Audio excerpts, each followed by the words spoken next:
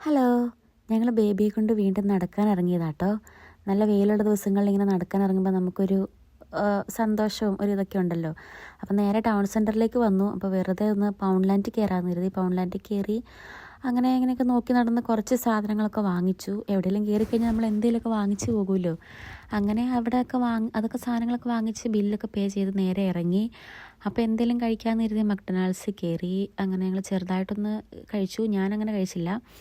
അപ്പോഴേക്കും ബേബി എണീറ്റിട്ടുണ്ടായിരുന്നു. എണീറ്റ് കഴിഞ്ഞപ്പോൾ ഞാൻ വേഗം നടക്കാൻ വേണ്ടി പുറത്തേക്ക് ഇറങ്ങി. കാരണം നടക്കുവാണെങ്കിൽ അവൻ കരയില്ല.